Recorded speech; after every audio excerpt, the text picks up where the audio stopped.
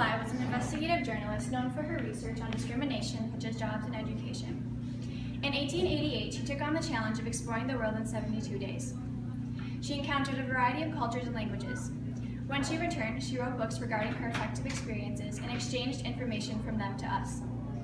Nellie Bly opened up a generation of female journalists, as well as exposing both corruption and injustice of poverty.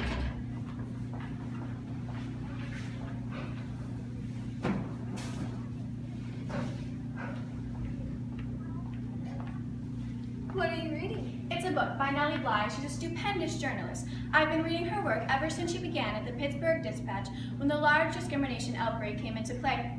A female journalist? There aren't too many of those. Yes, she is quite brave and has the courage for embodiment. A man named George Madden wrote an article saying what girls are good at, saying they're only good for cooking and cleaning. Bly was discouraged by the letter and wrote a letter saying girls can do more than just clean and cook. She felt very strong about her opinion and felt that discrimination against women was not valued or taken into consideration. After Bly explored Mexico and exchanged information from the places she met and the people she met, editor was very impressed with what she has done. Extraordinary. Are you reading the book 6 Months in Mexico now?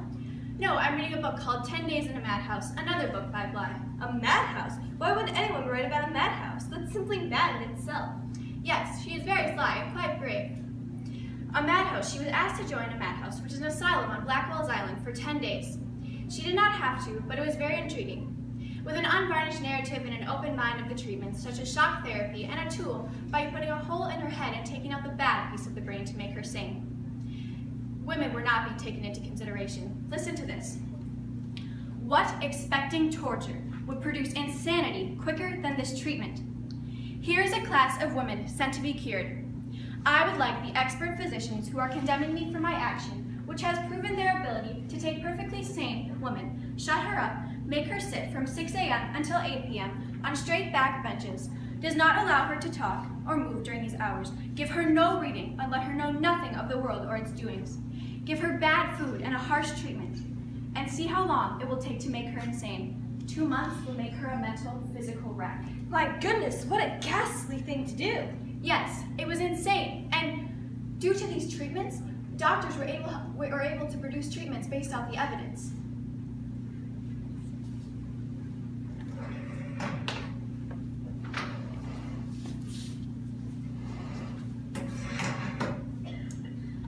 I have marvelous news. Nellie Bly has a new book out called Around the World in 72 Days. It's most wondrous. She asked one day if she could sail around the world in 80 days. Her editor said it was an excellent idea, but they didn't want her to do it. That's not fair. It was her idea after all. If she could participate in a madhouse, why couldn't she go on the trip? They said, in the first place, you are a woman and would need a protector. Even if it were possible for you to travel alone, you would need to carry so much baggage that it would detain you in making rapid decisions. Besides, you speak nothing but English, so there is no use in talking about it. No one but a man can do this. That's reasonable, but it doesn't sound quite like her to go along with this. Not at all. She said, go ahead. The same day he starts the trip, I will be working for another company. She's very sly. When did her journey begin? November 14th, 1888 was when Bly started her journey. She wanted to go more in depth with her research, so she only went to Europe, England, and France, just in Europe. Then, after that, she went to Suez Canal in Egypt. After that, she went to Asia, all over Asia. She went to Bombay, Hong Kong, and Yokohama. What was it like there? Most excellent. They had elegant green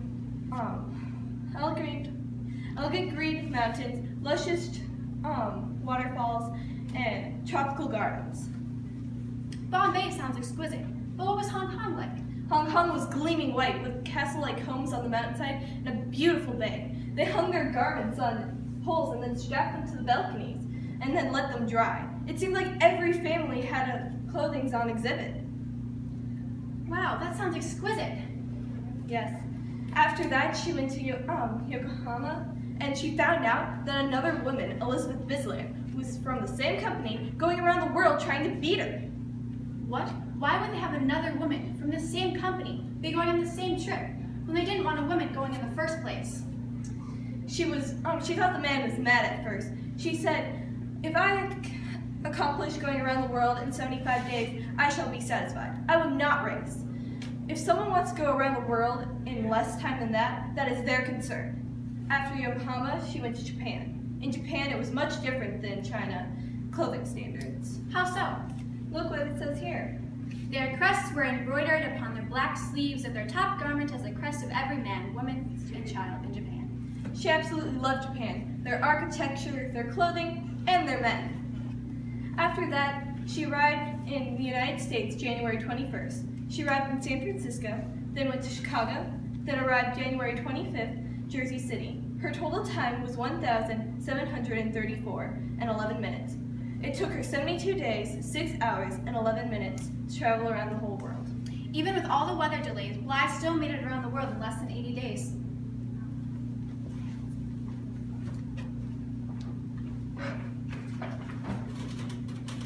Dear Miss Nellie Bly, one must not think too much on thoughts, but the thought of you sailing around the world when everyone else doubted you because of your gender amazed my friend and I.